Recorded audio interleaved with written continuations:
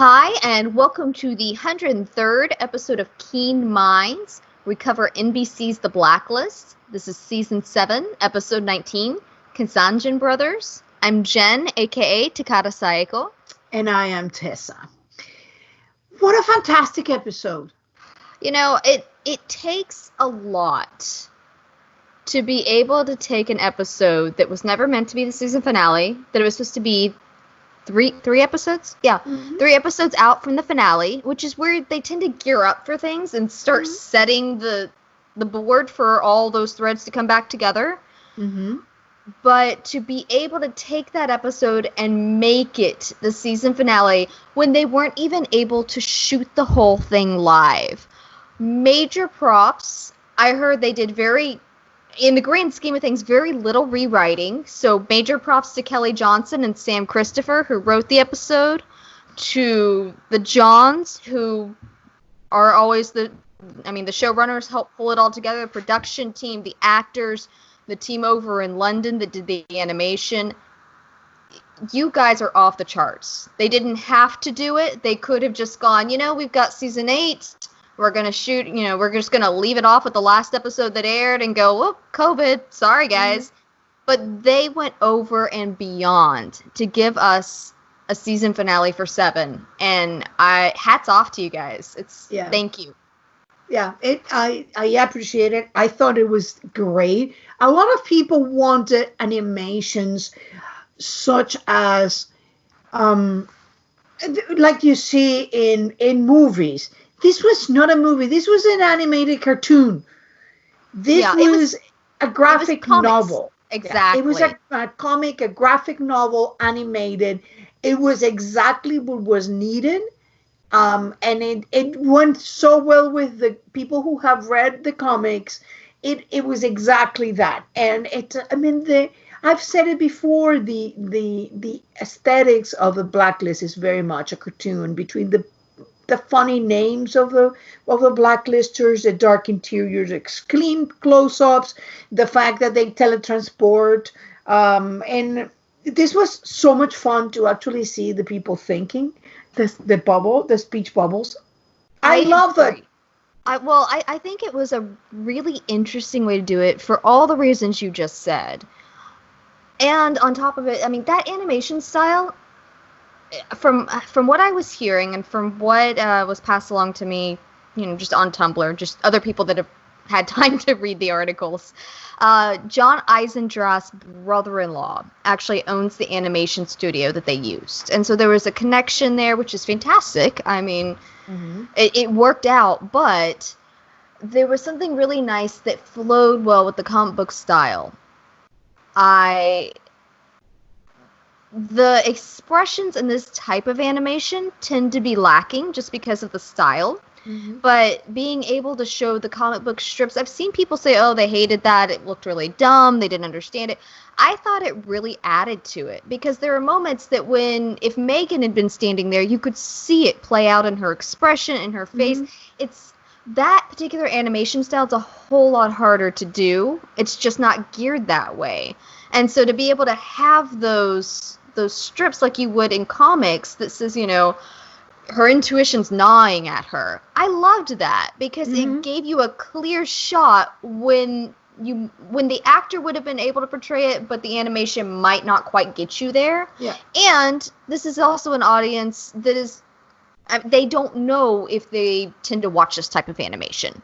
Yeah. And so they may not know to look for little things like that. It was just, I think it was really well done and really well edited together. Yeah.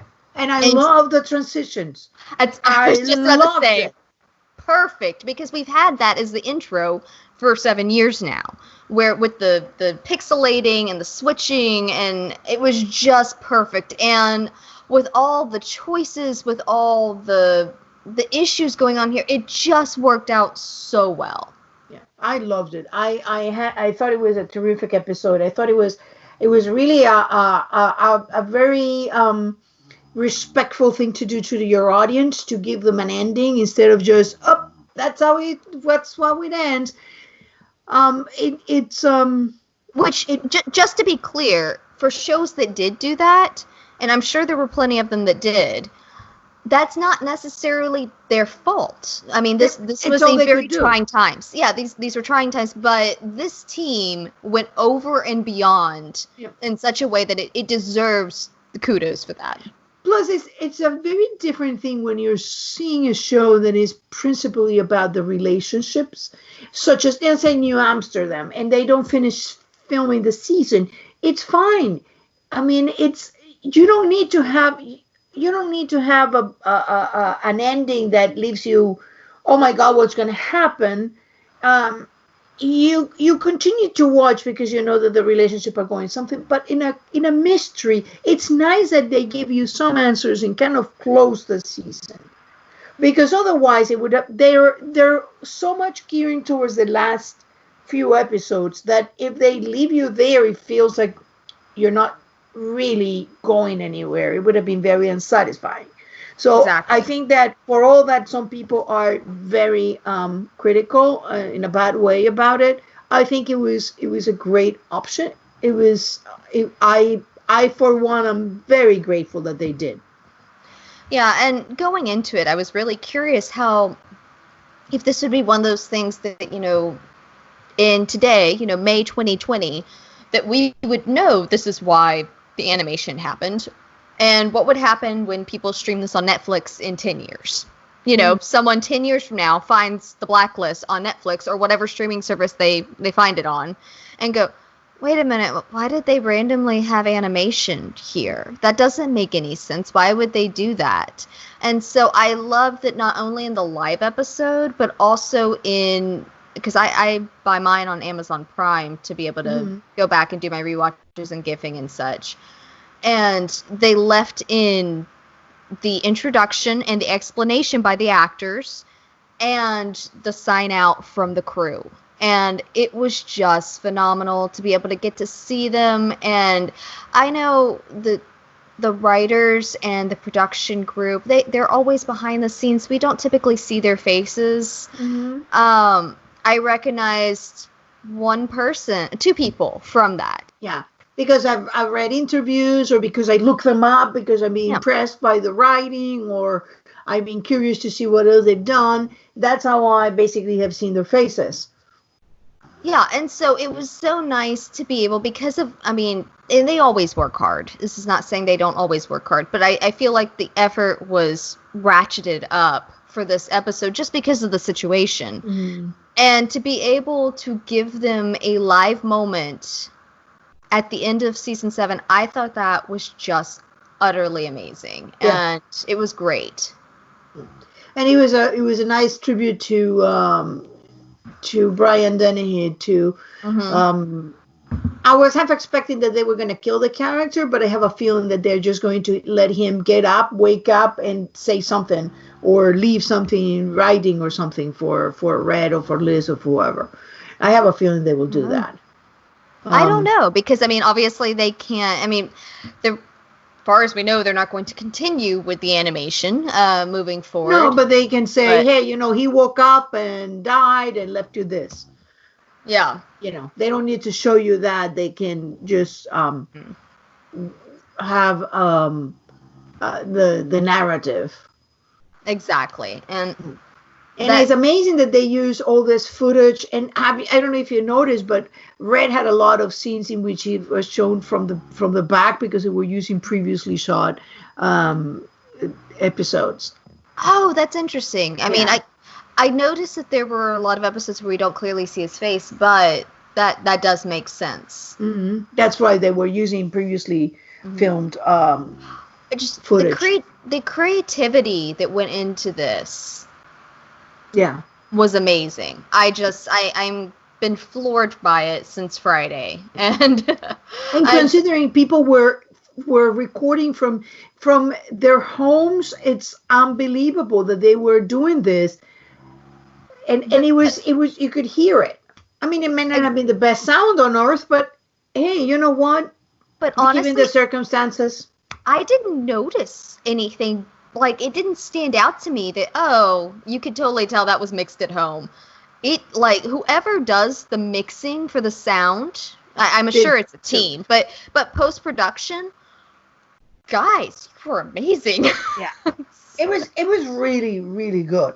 Yeah. And I love that in this episode they worked it very well that we could hear Liz's thoughts at the end. Because it's exactly what it made sense. Um, that way we don't think, oh, maybe Liz was pretending to. It was her thought. She was alone. She was going up in the roof. She was not speaking. She was just thinking, and we were able to hear her thoughts because it's a cartoon. Yeah, I mean, they could have done that with live action, but I know that I've read pieces where Eisendrath talked about that, it was meant to be one. It was portrayed as one of those very dramatic moments, like out of a Batman comic, where, on the roof with that defining moment and all of that. And so I think that it might have come off. They probably would have had to have shot it differently live, but when it's an animation like that, you can get away with a little more of a dramatic, bigger than life sort of like the shot. Helicopter. I wanted a helicopter, and the helicopter was blowing the money all over. It was perfect. Oh, the papers. It wasn't money. It was papers with information on it. And so, yeah. I thought it was money. Oh. Nope, those were all of his documents that he had. It was really, really a great episode. I almost feel that they should do one episode a season in which they do animation. I'm not sure I agree with that. It works for some. It's a very nostalgic thing because I grew up with, Batman and Superman and comics. Well, so I'm a huge comic fan. I mean, I'm a Marvel girl. I grew up on Batman. The Bat Family was my jam as a kid. I mean, Barbara Gordon is still one of my heroes. But I don't know. I mean, I thought that for the situation, it worked fantastically. I'm not sure if we come into situations in which that's the way they have to do it, then yeah, okay, go for it. Find that creativity. I do like seeing the actors though. I mean, me too. Just one. Yeah, I don't know. It's 21 with actors, 1 with animation. But yeah. Besides, if this COVID thing continues, that may be the way to do things. You know what? I'm not going to lie. As a writer, I'm a little terrified about. I mean, I think LA just got locked down for another 3 months. And so I'm obviously staying in Texas for a lot longer than I expected. Has New York gotten any say-so on how long they're opening up areas of the state. Okay. Where we are, New York City and where we are, which is the, greater metropolitan area, not really. We have a little bit more, less restrictions, like some more people can work outside. But not really, like restaurants are not open and like beauty salons are not open. And, by now you're seeing a lot of baseball caps. Yeah. Lots of them. Men with shaved heads and women with baseball caps. Exactly. I have a habit of just chopping all of my hair off every few years. It's just something I do. And mine's gotten really long. I nearly pixie cutted it a few months ago, and I'm so glad I didn't. Yeah. Long hair is very easy to maintain nowadays. What I have on, Lord knows, how can it be described? Not so much. My husband said that under no circumstances he was taking a pair of scissors unless I sign all kind of things that I would hold him not responsible for that, and there would be no retributions. So we just left it at that. So it's hilarious. With that said, let's talk about the task force.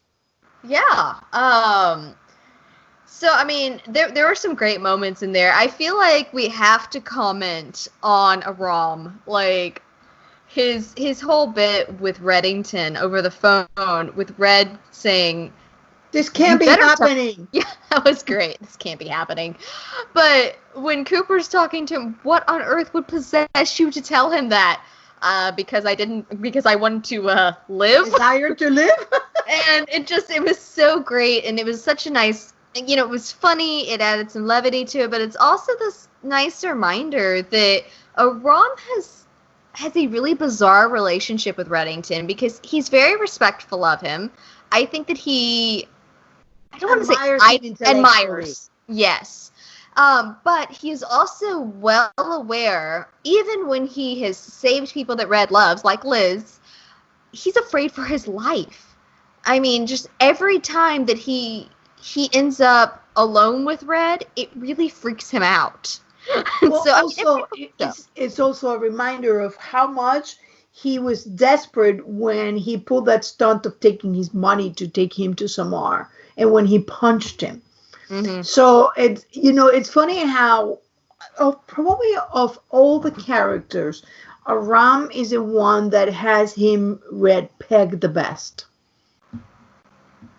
I think that Ram knows, and to different degrees the others know, but Cooper is just done with the bullshit. Excuse the language, but he is. Wrestler, I think, has kind of found his status quo of being able to balance his own personal beliefs with the fact that Reddington's not going anywhere, and being able to try to protect his partner from everything as much as he can and be there as a support and the island of calm. Park hasn't been there long enough to really get her bearings with everything. She's been the highlight of, WTF, what's wrong with you people, of the new person coming in. But Ram really is the one that seems to have the most, and I don't say respect as in like admiration. It's not it is an intellectual admiration, not necessarily an admiration of the things he does. But I think he said something to that degree at one point, that he may not like what he's doing, but the way he does it requires something. Yeah, it was in the Artax network when he said this is the kind of thing that Mr. Reddington will see in a heartbeat. It's also that Ram was the one who went to that cabin, not knowing who the person living in the cabin was, and saw Red when Red was so down and saying, "I'm not coming back. I don't have I don't possess what it would take for me to go back." Mm-hmm. So I think that there is a different understanding of a more emotional. Plus, I think that Ram has lived something similar to what Red did in terms of having to let go of somebody who loved, not because they were dead, in which case, die, you can't do much, but because he wishes Samar to live. Yeah. And so in order to do so, the way to honor her is to let her go. And Red had to do very much the same thing. So I think that has something to do with that. It was interesting to see a very different wrestler in regards to Liz. I saw the difference. It was interesting with him because I really felt like he was a bit like those little bubbles that we got with the internal monologue, but he was acting as that for the live action. In which, that comment that he made to her about, well, you were caught in the middle, but she was willing to save Red's life. Does that sway you? Putting that out in something just laying it all out there. Yeah.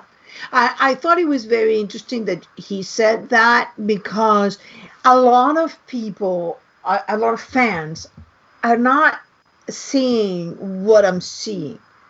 And that comment was a very important part of what I was seeing. I found always, that I talk about symbols and themes, and this time it started with a chess. The guy has a chess store. There was a nice shot highlighted of chess. This is a chess match between Blonde Cat and Red. And that comment by Wrestler should should act as it's highlighting that who is to gain by helping Red. Why did Katerina, who we know was willing to bleed him to death, and when she got to Dom's house said just kill him, why was she suddenly helping Liz? What was there? And I think that comment by Wrestler was that, like, if you didn't pay attention to the chess match, you should pay attention to this, because this is telling you something. Why did she do that? And the objective was to sway Liz. Oh yeah, her manipulation game in this episode, Blonde Cats, was off the charts. Yeah, this is a phenomenal chess match. This is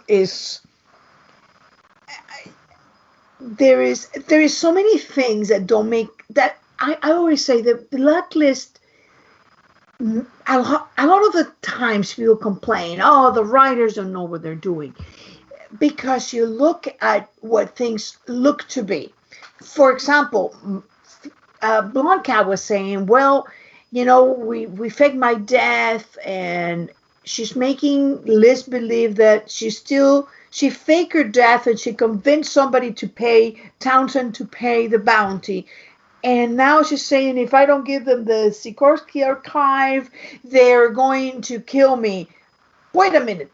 Didn't you just fake your death in order to say that, and there was a bounty pay? So now you keep moving the goalpost. And supposedly she just found out about the Sikorsky archives. Yeah. While she was gone, that she did some digging, and she just happened to find... Yeah. Okay, honey. All right.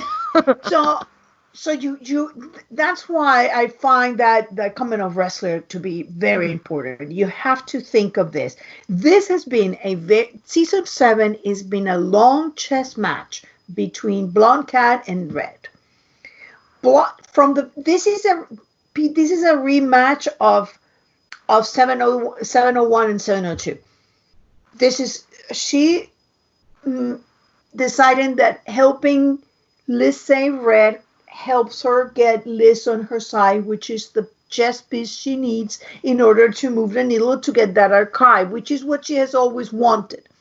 And I think that she's actually working with Townsend. It's the only way that mommy scheme that she's telling Liz, and Liz is so emotionally involved. She's like, wait a minute, that doesn't make any sense.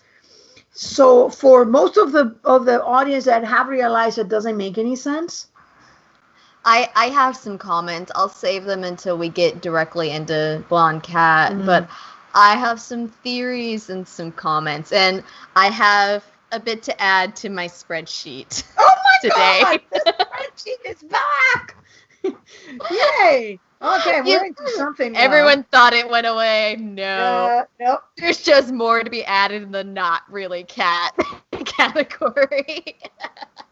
It's so funny because even the things that I'm like, okay, this could theoretically be put in the maybe category, then something immediately after, like I'm sitting there doing my rewatch and going, oh, well that might, nope, followed up by that, never mind. Yeah. Well, one interesting thing with Cooper here was when he has that conversation with Red is like, Agent Keen's mother is out of bounds, and he's like, I know, I'm not intending to kill her, but I do want to kill this woman. It's on my list. Yeah. No, but I mean, the exact statement that he used, Cooper said, I'm serious, you can't touch her mother. Reddington answered, and I won't, you have my word. And this is in the same episode that Red made the comment, truth is the dish of the, what do you call it, the dish of the restaurant, dish of the day.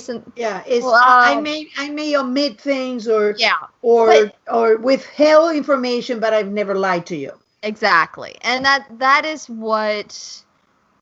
was the core of it. And then for him to say, I give you my word, to a man he respects. And there's been a lot of change in the Smells Like Hubris, Reddington and Cooper from day one, and current day, end of season 7, Red and Cooper. There's a whole lot more respect there.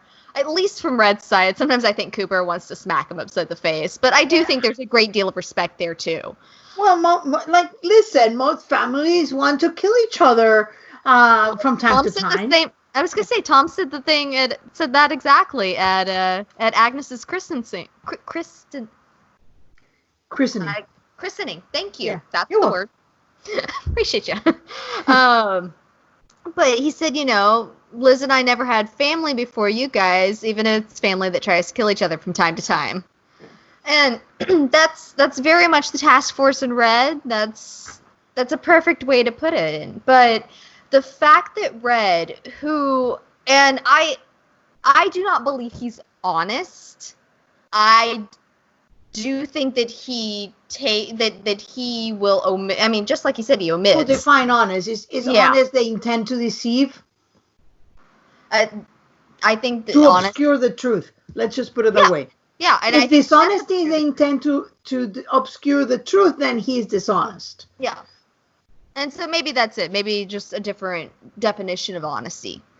But the fact that he stated, "You have my word," yes, screams to me that that's not her mother.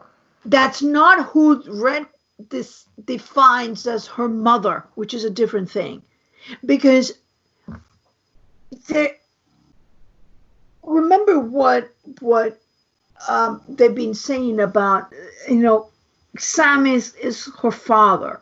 Even though Sam was not her biological father. You will always be her father. You'll always be her father, and Red always referred to Sam as your father. So I think that there is that thing about the real father, the real parent is the parent who's there. I mean, otherwise, it's just a womb. It's a sperm donor in a womb. If this mother is really Liz's biological mother, which I think she is, but she never wanted to abort her and then either send her away to an orphanage or whatever, and there was another woman who took her in and loved her, Dom's daughter. I think that is Liz's mother. The woman who wanted her, the woman who took care of her. I'm not saying that a woman who gives up a child doesn't love her, but there is giving up a child and giving up a child. They're two different things. There's doing it out of love, and there's doing it out of love. I can't take care of somebody. Somebody will love this child. I'm going to give this to this child. And then there is this is a bother that I have. And okay, I couldn't abort it, so I'm going to just find a way to just store her away, or I don't care what happened to her. So two different things. And I think that Blonde Cat was that. So I think that for Red, she's not her mother. The mother is a woman who took care of her. And definitely this Blonde Cat is not her. I think that's pretty obvious to me, at least. Yeah.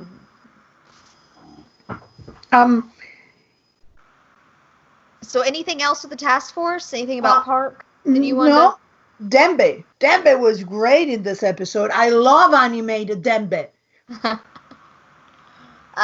There was such an interesting, because Dembe has been painted as one of our few reliable narrators in this show. That he has a lot of information, and we can trust his information. He's a good man. And as Red said, a better man than he is. So he has been painted for a long time as a reliable narrator, even if he's not able to divulge all the information he has in his head.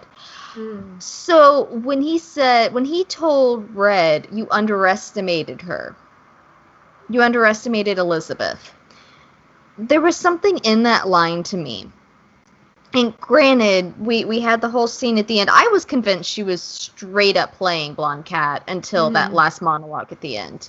And a lot of it was because of Dembe and that statement, you underestimate Elizabeth, she's on your side after all. I still think that there's potentially something to the first half of that.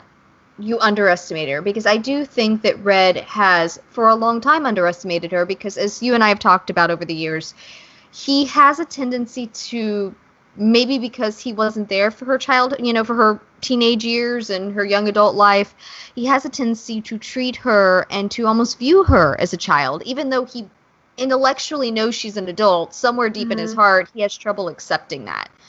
And a lot of dads do. I mean, that's not an abnormal thing, I don't think. I would think, especially if they weren't there for a good chunk of their child's life. Biological or not, I'm not saying either way. He's still a father figure to her. Mm-hmm. And so it was a really interesting statement. I don't know quite what it means yet, but I definitely got a pin in that statement for season 8. Well, what Red really did is underestimate Blancat. Because Liz did exactly what Red thought she was going to do, and then Blancat actually did what she was going to do, which is what she was going to do anyway, because that brought Liz to her side. And it was very interesting that there was somebody in Tumblr that made that connection with Tom in Redemption, saying, I'm in the middle. Yeah, it was actually, because I made the parallel set, but it was Moonstruck Swans. We have a Tom Discord. She made the comment in there. I said, okay, making the set for you. But it was a fantastic parallel that she found. And it's, Tom in 107 of Redemption is talking to Scotty right after Scotty finds out that he's Christopher. He says, Howard's telling me one thing, you're telling me something else, and I don't know. And, I mean, Ryan had such an excellent portrayal in that. He had, weepy eyes going, and it was a fantastic scene between them. Mm-hmm. And he chose the wrong parent. Yeah. And, well, I mean, he theoretically... the lying parent. The more lying parent. I was going to say they're both lying parents when it comes to Tom's parents. and Liz, I suspect. Yeah. And so... I wish we could have seen Megan portray that, but I think they did as good as they could with that scene. I noticed that a lot of the scenes that were animated were the ones that were close in, and so those were the shots that they couldn't quite get because they were too close. They talked about the actor. I think it was Amir made the comment that between shoots they had gloves on. They were taking all the precautions with COVID, and so as I was watching through this, I started noting that a lot of those animated scenes were probably ones they couldn't shoot because they were in small cars or, very close in with Red in between, in the backseat between these two women. I mean, there's no social distancing there. No. And so I understand they couldn't, and that's not on them, but I do wish that we had been able to see Megan portray that with her own expressions, because I think she would have knocked it out of the park. Yeah. Well, we got the voices, which is, we did. That's something that we have. I was one thing I gotta say about Lila Robbins is she really is a phenomenal actress. That woman creeps me out. She gets that little smile going. It's not tiny. It's not really a nice smile. It's more of a, I have you in my trap and I know it, come here. Yeah. It's vicious and it's dangerous and I really like it. Yeah. Which is very interesting because you imagine that she developed that after Belgrade. Because up to Belgrade, she was like, I'm going to help you. I'm going to take these documents to Tom, because Ilya asked her, and that happens. And you can tell from that she became a much more twisted individual, a much more dangerous individual. Well, it goes back to Red's statement in season 2, and we've been going back to this a lot lately. When Red was talking about the hideous fish analogy with the, can they ever see the light again? And I think that is awesome. I had not seen that parallel. Well, I mean, That it's is beautiful. what you just said about her, something, developing and twisting into this individual that she's in now. That's Thriving in exactly the what, dark. that's exactly what Red talked about. With survival, you become hideous. Yep. And I think that she, regardless on who she was or who she is, it really doesn't matter. She's lived a very difficult life with people trying to kill her for years. I mean, she has become the villain in her story. It also parallel to Red. He said at the beginning, everything about him is a lie. Yeah. I don't think that people were trying to kill her for a long time. I think, because think about it. Well, there she is. Maybe not consistently, but apparently Dom and Ilya took a swing at her years before. Yeah, well, in Belgrade, they tried to blow her up. And probably afterwards, she was the face of Katerina Rostova that everybody wanted to blow up or kill. But there is something about the fact that she never chose a plastic surgeon. Very simple. Change your face. Obviously she went with blonde hair, or she was always a blonde hair and she dyed it red for the Katerina Rostova identity. But she could have just simply gone to a plastic surgeon and lived a far more quiet life. But she didn't, which tells me that at some point she was able to convince them that she was not the Katerina Rostova they were looking for. And that's why she's been living in Paris with her face openly. And, she may have been chased by something or another, but I don't think that it was as for that. I separated the scenes that she has when she's with her people and the scenes that with Red and Liz and Ilya. And all those theatrics, this crazy screaming and the crying and that's theatrics. She's doing that for them. She's convincing them that she's being haunted.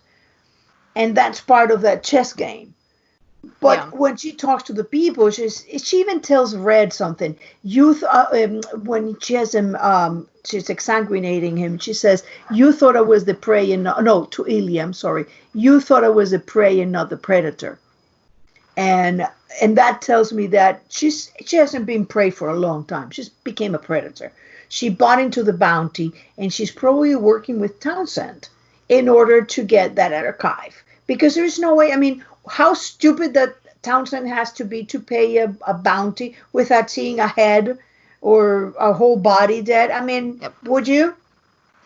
Do you want to know my running theory right now? Mm-hmm. Go right Yay, ahead. rabbit holes. Okay. How to make Tessa's day, rabbit holes. Yep, that's where I live. Oh, my running theory, especially from that scene when she's talking about the Sikorsky archives. So what the information she gave us about it was that it was a blackmail file with compromising information on powerful people. I mean, Fulcrum, anybody? I mean, and the way Red described the Fulcrum. And that Blonde Cat was accused of stealing it, and that Red knows who did steal it, and she wants him to tell her. I think that the entire play with Liz is to bring her over to her side. One, to have, there's that comment there at the end. She says, he can't defend against that. I think she is fully using Liz as a weapon to manipulate and to get to Red. If it kills him, it kills him. She can't have him dying. She saved his life not because she wants him to live. She doesn't want him to die before getting her answer. Yeah. And she needs him alive, so that also manipulates Liz by saying, see, I'm the good one here. Exactly. I saved him. But I believe that the person who really stole this archive is the real cat. Is Liz's mother. Is Lottie's cat. Yeah. And Dom's daughter. Yeah, exactly. And that is who she's after. She's trying to drive her out of the shadows by going after Liz, by going after Red. Anybody that she might care about, that's who. Mm-hmm. And I wonder if those bones, because we really don't know. We had Tom run all the, through the back channels to run the The DNA, but that was all out of his purview. He didn't see it happening. It got to him long after. We didn't even see it happening. No, all we know is about a tooth. And so he got that and relied on it, which, Tom, sweetie, have you not seen enough DNA manipulation? But relied on that, and he thought, we don't know what he saw there. No clue, because they didn't give that away. All we know is what Liz saw. Months later, after the bones had been well out of everybody's, I mean, obviously Tom died after that, and then they got sent off to, I think, Cuba. No, not Cuba. Costa Rica. They got sent off to Costa Rica, and then appear magically in Jennifer's hands. I was gonna say, and Jennifer had a hold of him. I think that it was a fake test that Red set up to make it look like those bones were Katerina Rostova to cover up and say, nope, she's dead. You can't hurt her. She's already gone. Sorry, sucks to be you. Yeah. But Jennifer, when she sees that, goes, this isn't useful, but this is. And this is how we get Liz on our side. Yeah. And so I think that the Lottie Cat is still alive. She has that blackmail file. And the blonde cat is trying to unearth her. And that's going to be season 8. And it's not going to be Liz versus Red. It's going to be Katerina versus Katerina. Yeah. And if you think about it, that's what I've been saying for as long as I've been saying it. That if you think about what Red said, he said that Katerina was a secret keeper, and the secrets that she took with her could compromise a number of very powerful people in that map that he had. So we're going back to the Cabal, we're going back to all that, and definitely what this woman is doing is exactly what Jennifer did, using Liz against Red, because Liz is gullible. Liz wants a biological connection, and she will clamp onto anybody who gives them the magic of the biological connection. And this is Kirk all over again. I think that's one thing that really bothered me. I've had friends say, oh, they want this to be the real cat so that Liz can have a win. And it was one of my complaints about Redemption, is you never want your lead to constantly be on the losing end. You need to give them some wins. Liz is better at getting wins in this than Tom ever was in Redemption.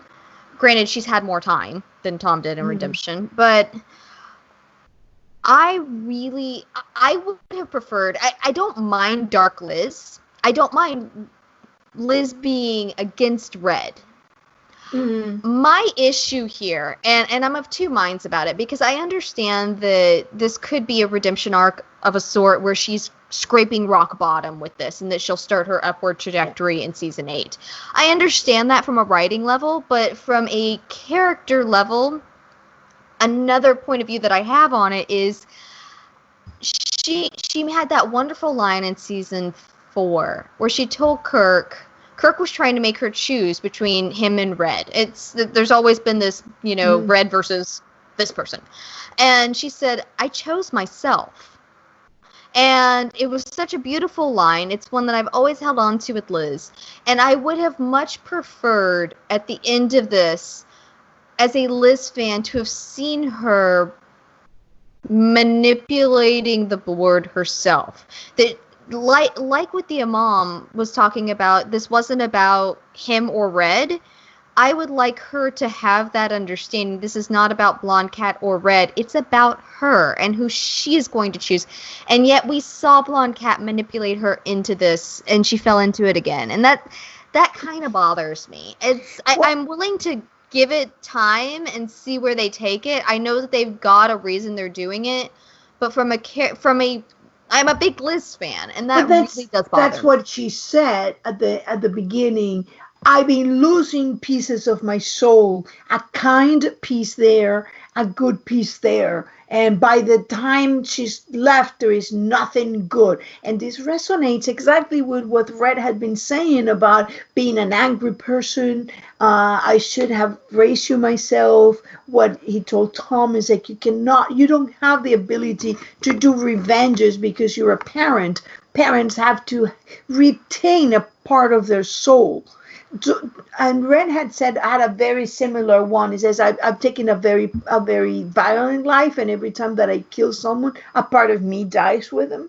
What Liz have done is not by killing people, but by having people that she loved being killed.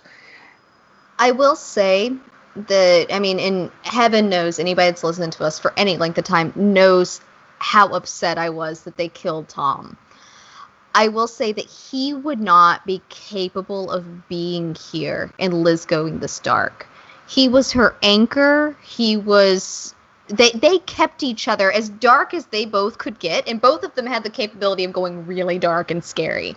I mean, gotta love Tom's. That's a nice tattoo from season 1 for scraping it off the guy's neck. This that I'm doing is for my little girl, so here I am. I have my baby girl. Drill into your stomach. Exactly. We're gonna really talk about it. And so, I mean, Tom, both the Keens have had, depending on your point of view, the capability of going incredibly dark, but together, that was one of the things that worked so well for them, is together they had this way of bringing each other back towards the light. And I think in the end, what I'm seeing right now is Liz had this idea of a family walking in the park. That was her dream. That was what she wanted. And that's been stolen away from her. And that's part of those kind parts that are being taken. If Tom had still been in the scene, and I think there's, because I truly believe that there's a good chance Tom's alive. I think if Redemption had hit it off, something would have happened in Redemption that he would have had to have gone dark for Liz. That he would have basically faked his death. We would have known that Tom was alive because of Redemption, but she wouldn't have. And that's where, I mean, because the question was always, well, how do you keep them together and keep that show on? And I think that would have been it. That Tom would have been over here following down something that was too dangerous to bring Liz into, or something. And they would have dealt with that over to the side, and they could have run the two shows parallel and then merged them together at the end. And I do think, and we'll talk about this more on next week's episode because we're going to do our theories, but I do think that him being gone has allowed Liz to go into this low. Plus, it would have sent, I think that Liz needs that board in which somebody tells her, sweetie, this woman is manipulating you. Why can't you not see it? And people say, well, she's a profiler, but she's close. I mean, we've seen everybody make stupid decisions when they're emotionally involved. And Liz, as most kids who have lost a parent or felt abandoned, some of them don't. Some kids who are adopted and they have zero interest in their biological parents, but a lot of them do. And I think it has to do with seeing things in yourself that, I'm not saying that you need somebody else to blame them on, but you need to understand where they came from, because you cannot process them otherwise. It's in a way of saying, well, I am like X because my mother or my father was like that. That Liz is seeing that she's not like the parents that she has known, and she doesn't really know. She can get answers, and she doesn't understand why Red doesn't answer. And I have a theory, if you want to go down my rabbit hole now. There's a very interesting point. Red comes and tells Liz, I have answers for you. I mean, if you don't want those answers, I'll just get on the car and go. And Liz says, no, you have to stay. And so it seems like Red came in wanting to tell Liz things, but at some point he hit the brakes hard. And Demba kept saying, you have to tell her the truth. And Red is like, I don't know how to do that. And I kept looking at it. Why does he seem to have started this wanting to tell her, and then hit the brakes and change direction and not tell her. And I think that it comes when Sam is in the hospital. Sam, he says, I understand your father is sick. The cancer came back. Why are you not with him? And he kept asking this. He did it like 2 or 3 times during the episode. Why are you not there? I can get you there. I can fly you. And Liz is like, I'm working. This is not a good time. And, Tom gets, the son-in-law gets to Sam's bedside. Who Red thinks at the time is using her. Thinks that it's just an op. Yeah. I don't think he realized at the time how deep it was. And Tom is like, sweetie, I talked with Aunt June. He's more dangerous. He's in the hospital. They think they spread to his liver. And he's like, and Liz is like, this is not a good time.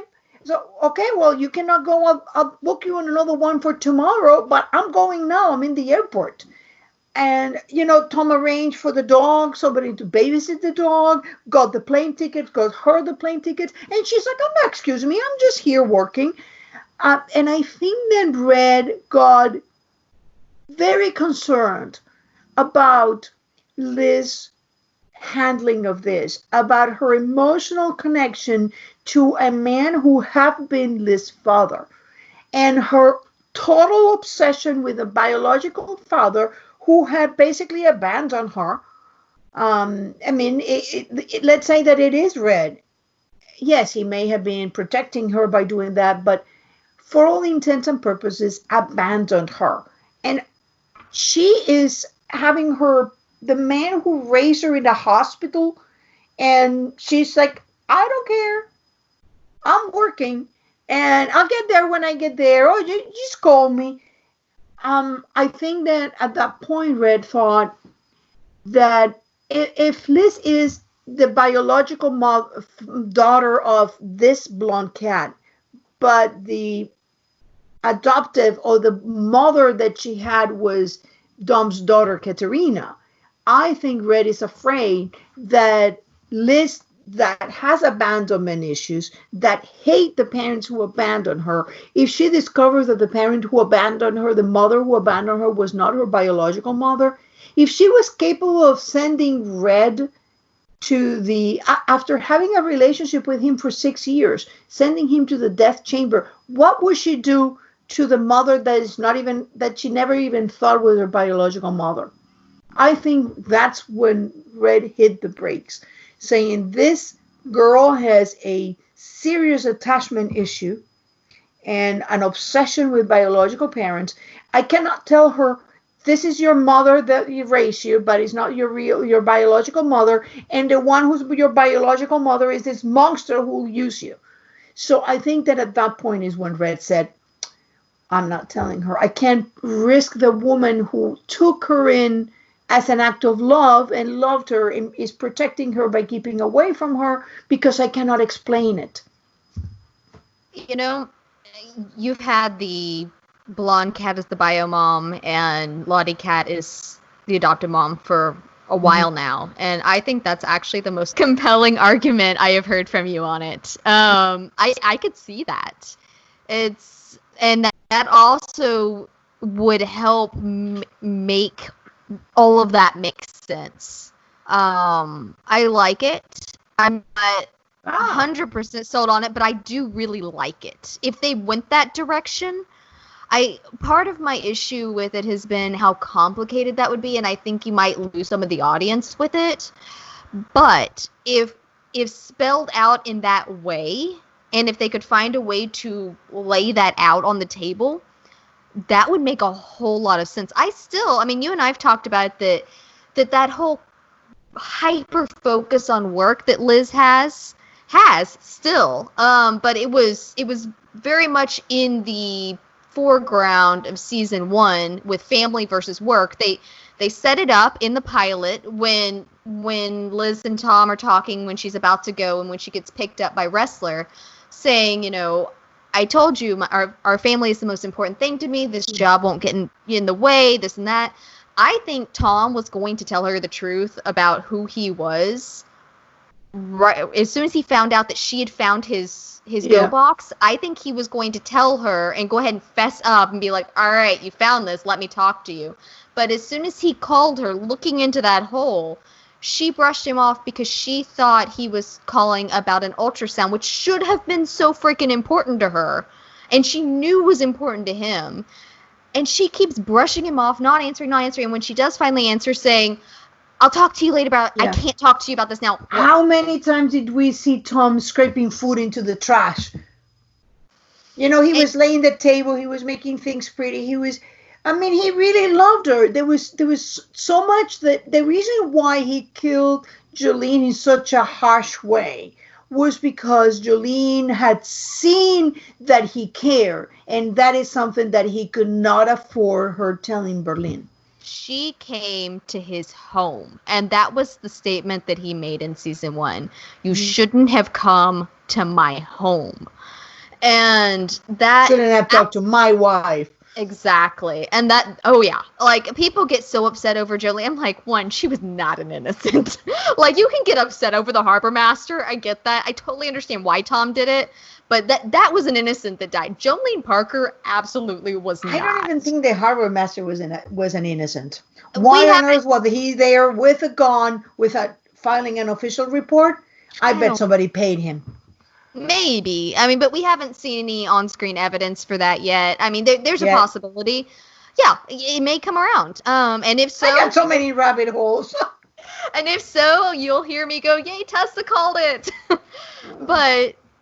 as of right now, like, I understand when you compare the two, you're like, oh, Tom killed the harbor master. I understand why you can be upset over that. Jolene Parker, though, to protect his, not just his cover, but his cover, the fact that he loves his wife. He actually does love his wife.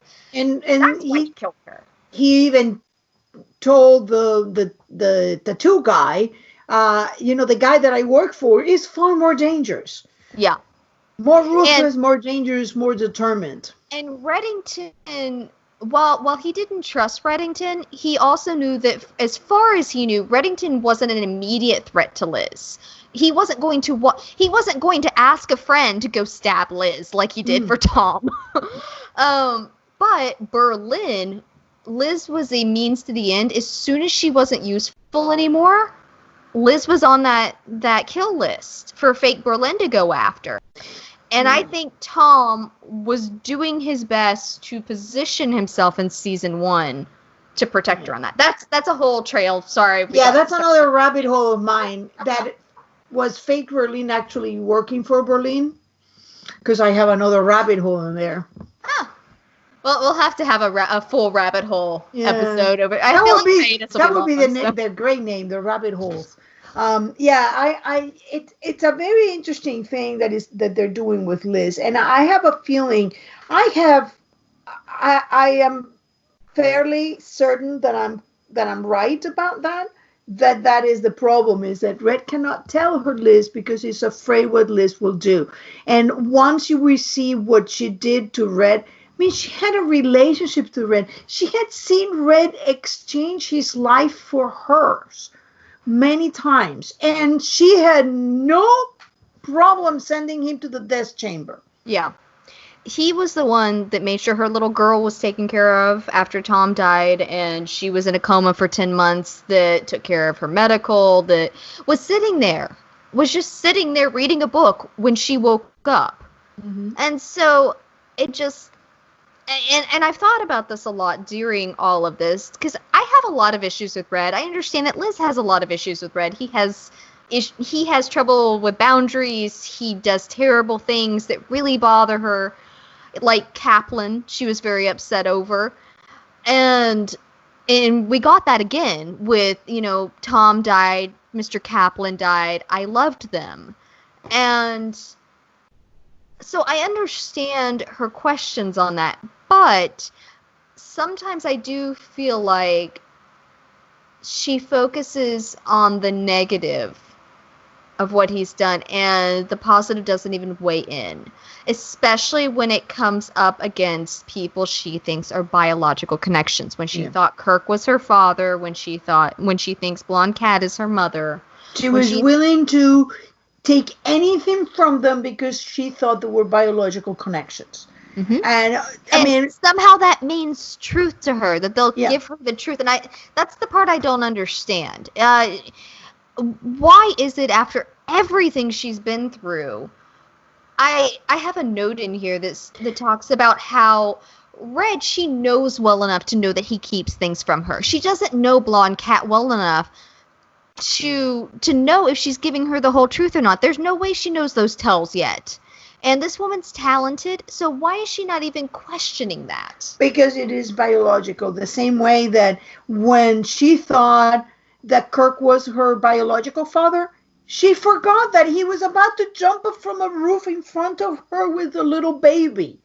You know, I mean, it's really anybody interesting. does that to me, and I'm sorry.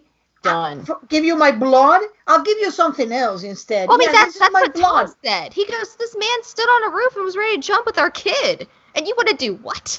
I mean, yeah, I'm the same way. I have answers. It's the same thing. I don't know if you noticed, when back in season 1, Liz is saying to Red, when she's upset about Sam, she says at one point, yes, you take somebody I love from me. But what really upset her is he had something he wanted to tell me. That's what really got her upset. So there is this thing with Liz, and I think that this may be something that happened as a result of the early childhood trauma, or that may have been who Liz was. I mean, maybe this is a trait inherited from Blonde Cat, but Liz seems obsessed unnaturally with biological links, as if those are the true ones. That's the real people. That's the truth. So there's something interesting that just popped in. I've had a friend who has children. I don't have children, so I don't have this, but that has made the comment, that even if you don't, like, if the child's raised elsewhere, you would hope that there would be some sort of connection, some sort of unexplained connection. Scotty said to and that's exactly it. And Scotty said the exact same thing at the end of Redemption to Tom. She trusted him. He reminded her of her husband. There were so many things, and now she knows why. I think that Liz can't feel that, and she wants to, because, and some people, especially people who have gone through such horrifying trauma like Liz did as a kid, there's an emotional disconnect there. And I think that Liz wants desperately to feel that. And so every time she doesn't, and someone says, I'm your bio parent, she goes, I don't feel this, but I should, so I do, and throws herself 500% into pretending, and basically lying to herself that she does feel it. It's the lady doth protest too much sort of syndrome, that she's jumping in all the way to make herself feel that. But it's also that I need an answer. Like, the answer is going to come from biology and not from what she knows. And I think that the problem with Liz is that Liz has, from the fact that they manipulated her memories and basically tampered down all that trauma instead of looking at it, she never had the ability to process what happened. And there is this horrifying thing that I did something bad. And I think what happened to her when she remembered that she shot her father is she has this conflicting emotions on her.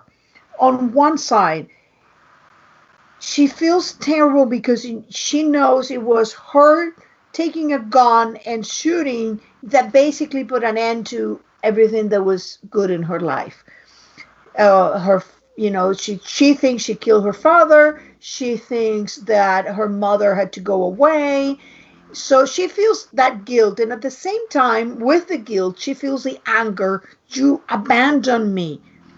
What she told Cooper, when I thought he was my father, I thought that he had abandoned me. And it's the same thing that Jennifer had.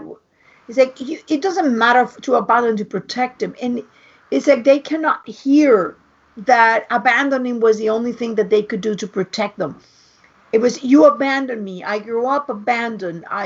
And I want to punish you. And at the same time, for Liz, it's even more complicated because you abandoned me and it was all my fault. So Yeah. those emotions are um,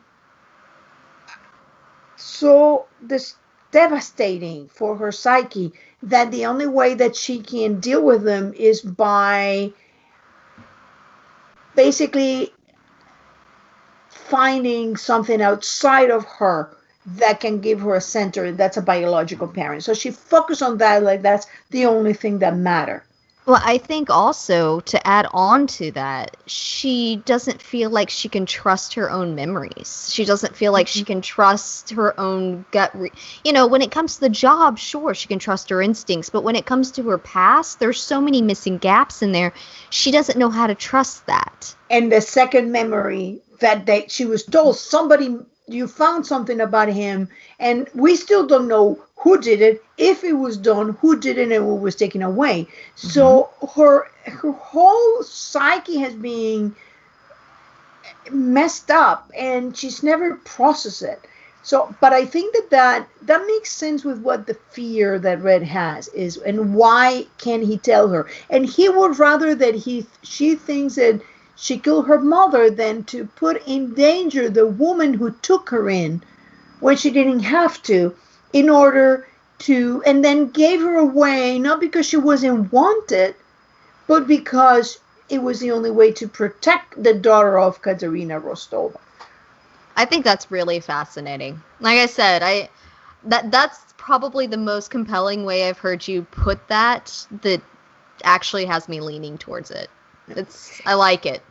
Yeah, I think it makes sense from the character perspective, and you have to have a sense for the character to go somewhere in order to get there, and then it answers the question of, why is Red not telling her? Why would he let her believe these things? It is because what he's protecting is the woman who took her in. Yeah. So I think that it just makes a lot of sense. And there is so much of this woman that is like, I mean, she's so deliciously evil. I love the things that she's doing. How about the way that she continues to let Liz believes that she doesn't that Liz is so blinded that she said he meant a lot to me, but before they met, the previous time they met, she said that I don't know who Red is, so I'm going to find out. Now it's somebody who meant something to her before, and Liz is not saying like, wait a minute. I think that I think that Blonde Cat got a finger on the pulse very quickly for how to manipulate Liz. And if she's a former spy, that makes sense that she'd be able to read people that way and no tells. And I think that she has got Liz's number and that she's pushing every button that she needs to. So, and this is part of the problem that I have, that I'm frustrated with, that I understand why they're doing it, I guess. I can see why, they would do it, but I just, good heavens, give Liz a win. But she went from a marionette run by, supposedly, she said it was, a psychopath or a sociopath with holding the strings. Mm-hmm. You assume she was talking about Red, but Blonde Cat is very much a sociopath holding the strings now. That Liz is not choosing herself, which I think in the end, no matter what happens, if Red is her biological father, if Tom's alive, if she gets her walk in the park or not, in the end, she is going to need to choose herself. It should not matter who's standing on either side. And I think that goes back to the imam's conversation, that it's not necessarily about the people there. It's about the decision being made. And there seemed to be something very deep in the mythology and where we're heading with that conversation in the car. And I think in the end, if if this is not going to have a tragic ending, if Liz comes out of it, if she's going to have that dream of hers, she's going to have to be able to pull herself out of this situation and realize that she chooses who she is. Yeah. Yes, I mean that has to be her story. She has to find herself not in who her parents were, because biology may always win, but that does not mean that you need to find who your parents are in order to see. You have yourself. You can look in your mirror. You can see who you are. You don't need to find your parents. And even if you were abandoned, at some point you can say the measure of my value is myself. Plus, she has Agnes. She cannot, and I think that Liz is so focused on the past that she is not really being there for Agnes. Well, I mean, we've seen that time and again over the years. I mean, Agnes is a great way to focus on it, but I just remember when they were standing there looking into Kirk's window in season 4, and Tom said, he may have answers to who you were, but that doesn't matter. That doesn't reflect on who you are and who you will be. And not that Tom listened to his own advice, because soon after he was stuck in. Of course not. But, it's abandoned children. I mean, that's a problem that happens when you have, and it's the same thing with Jennifer. It's the same thing with Tom. It's the same. In a way, What's the line Red said in season 3? The children who the world break. Oh, it was a beautiful line. What was it? The child. Hold on, I'll give it to you. Yeah, it was such a great line. It's the children whom the world breaks who grow up to save it. Yeah, that's it. And when he said that, she said, I don't want that for Agnes. And he wasn't talking about Agnes. He was talking about her. Mm-hmm. And I think an extension about her, about Tom, about the task force, in a way, Wrestler with his father and his family, maybe a Rom, depending on what's going on. We certainly saw it with Samara when she was on there. Even with Park, the little we know about her, with her mother. And so, I mean, that has been a continual theme. And I think to give Agnes that fighting chance, Liz is going to have to come to terms. And like you said, that's her story. And I think that Agnes is already a step up from Liz, because Agnes at least went to live. It was living with Red. He was living with her, which is effectively a grandfather, whether you believe he's biological or not. And then went to Scotty. So at least she was with relatives. But Liz, I mean, Liz was left with this bachelor who was a con man, who was probably the least prepared person in the world to deal with a child. He certainly said he was. Yeah, he was like, and it was never, when you analyze the lines, I mean, especially in Rasfed, he's saying, like, when are you coming back? I mean, he never expected that he was going to be doing this forever and ever. He was like, okay, I'll take her in for us till she comes back. And then he's like, where are you coming back? What's going on in here? The interesting thing with Liz is that, I mean, this is really the lowest point that she has ever been, because she saw Red telling her, I'm going to give you not just the money, but my empire. And Liz is aligning herself with who she thinks is a biological mother against a man who had been there, true, not giving her answers, but who's now sick. And instead of being angry, she's aligning herself with the one that she perceives as being the strongest. And I do wonder, because they brought up the bleeding out that Katarina gave him at the beginning of the season. I do wonder, we've talked about that, you said that you think that his illness may come from the poisoning, which does make sense. I wonder if it was exasperated by the beginning of season 7 with that whole ordeal. Yeah. Well, And he so had to have weakened him. if that's what catapulted him into the situation he's in now, because obviously it's sped everything up, and he was more or less fine through season. I mean, he was looking and he was talking to doctors and searching out. There were signs of stuff coming, but I think it was season 7. Yeah, now he has started to faint. Yeah, I mean, he was obviously sick the last several episodes. I mean, very clearly, very obviously, and James being James, he's doing a great job with it. Makes you worried. It's a concerning thing about Liz, that she's choosing what she's choosing in that moment.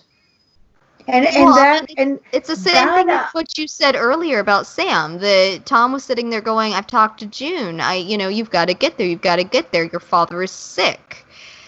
Right now, she's seeing it with her own eyes, and she's still making it's the same attitude. It's not my father.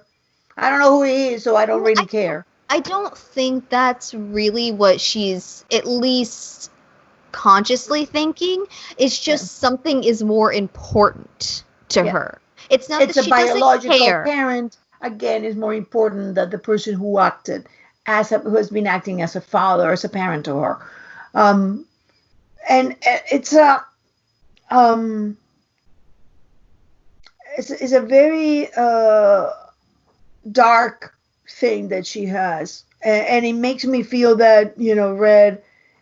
It goes back when children disappoint. Is like the unicorn being stabbed by a unicorn that Brimley said. It was a brilliant thing. And I wonder what's going to happen with Agnes, because if you think about it, Agnes has it on all sides. Oh, yeah. There is not a normal side in that girl. Poor kid. Oh, so there's something that before we close out, I definitely want to just, mention. The whole conversation that she had that started with Dom and then turned into the monologue as she climbed the stairs to the rooftop.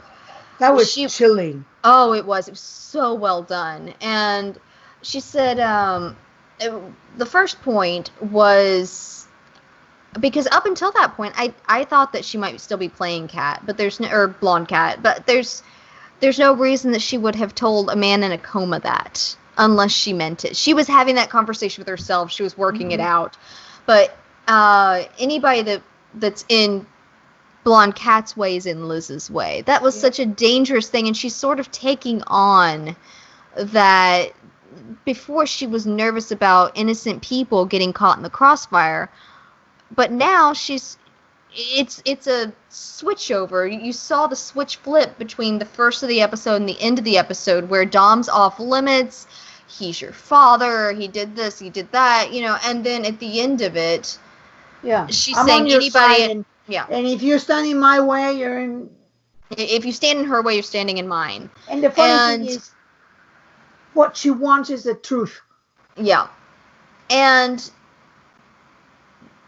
she was talking about, when she was doing that fantastic monologue, she said, I was afraid of the darkness. I was telling you about earlier. I've always feared it. Even ever since Reddington entered my life, I've worried that this darkness might somehow overtake me, that it might just swallow me whole. I thought it was very interesting imagery, because we've seen her talk about that over the years. The ones that came to mind immediately were season 1, her and Red and Gina Zanatacos. She said she felt like she was drowning.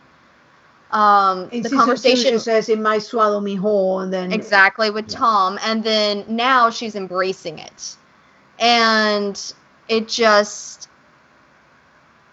was just chilling is a great word for it. It really was.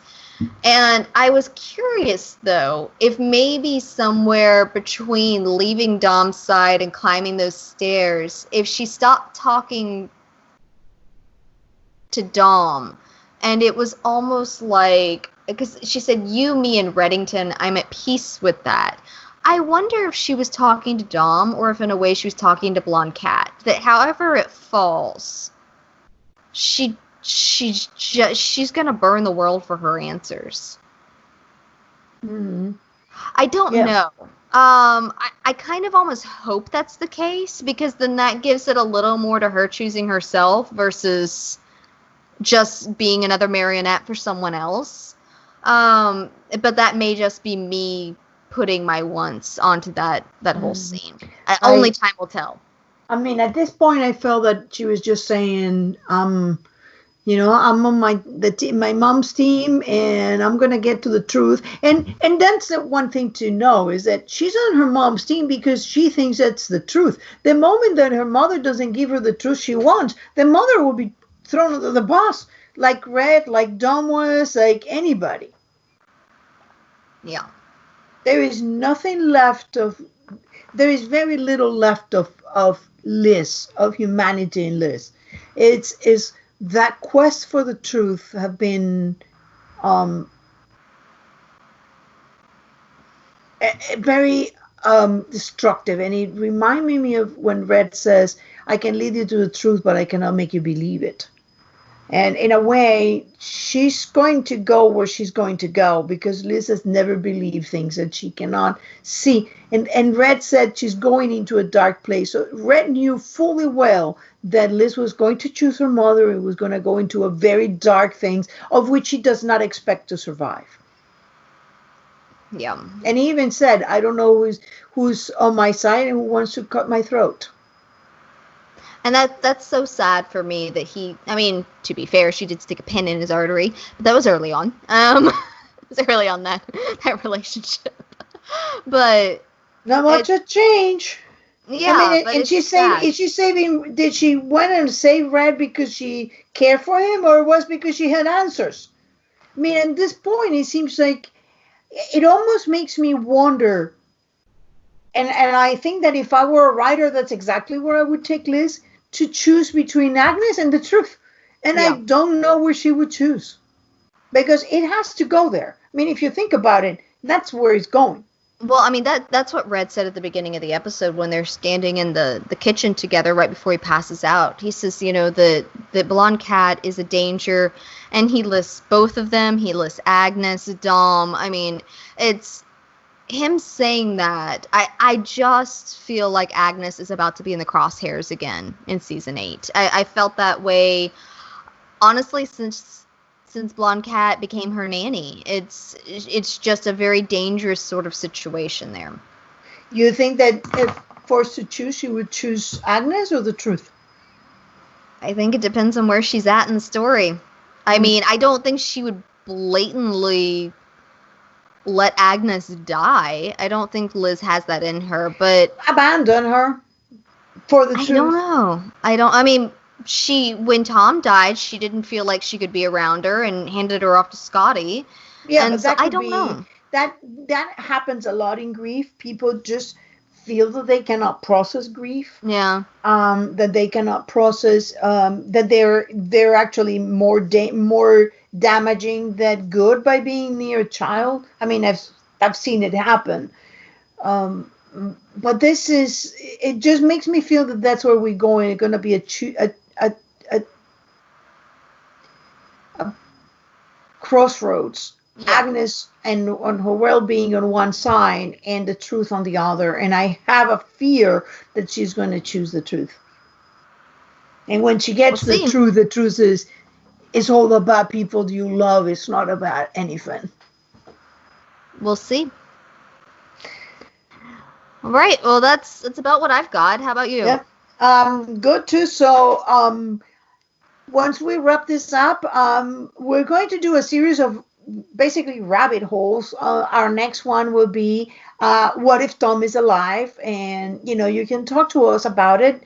Do you think that this could be? Not? Why not? Why would it have happened like that? If you like the idea or if you hate the idea, with reasons. Yeah. I know we've gotten one email in. I don't know if we've gotten anything from your Reddit post or not. No. But please feel free to send it in. We'd love to hear other people's ideas. They're fascinating. And so, and like Tessa said, either way, pro or con, either way. But you can listen to us on SoundCloud, on YouTube and on iTunes, and you can talk to us, and you can also send those ideas in on Twitter, on Tumblr, on Facebook, and then Tessa's on Reddit. Yeah. You can message me or send me a PM. And Yep.